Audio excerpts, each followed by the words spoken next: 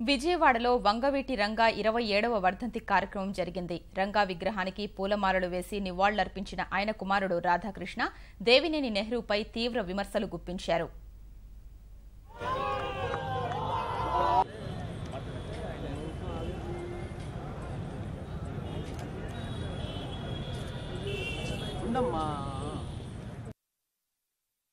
ఈ మధ్యకాలంలో దేవినేని నెహ్రూ మాట్లాడుతూ నా తండ్రి చనిపోయి 20 ఏళ్ళైనా సరే నా తండ్రి మీద 20 మర్డర్ కేసులు ఉన్నాయంట, చనిపోయిన వాళ్ళ మీద మాట్లాడతాం పెద్ద హీరోయిజం అని చెప్పి అనుకుంటున్నాడు. నీ ఇంట్లో కూర్చుని నీ కనుసైకిల మీద రాజకీయం నువ్వు చేస్తున్నావు అని చెప్పని నువ్వు పిచ్చి భ్రమలో నువ్వు బతుకుతున్నావు.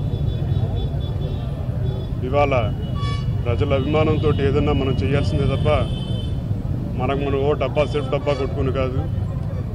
అన్యాయం జరుగుతుంటే నువ్వు తట్టుకోలేక ముళ్ళ కంపలాగా ఉంటే అడ్డు పీకేస్తావా, నరికేస్తావా? ఎవరు నరుకుతావు, ఏం నరుకుతావు, ఎవరు నరుకుతావు? నువ్వు నేను అడుగుతున్నావు. వాళ్ళ కుటుంబం పరంగా మేము ఎంతో నష్టపోయి ఉన్నాం.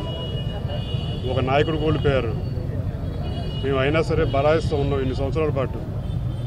పదే ప్రతిసారి చేతగానితనం కింద తీసుకుంటున్నాం మౌనాన్ని.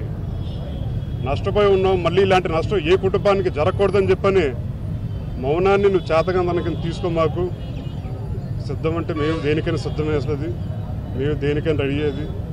ఒకసారి నష్టపోయి ఉన్నాం, మళ్ళీ నష్టపోవడానికి అని చెప్పి నువ్వు రెడీ అయితే చెప్పు, నేను కూడా రెడీ అయ్యాను.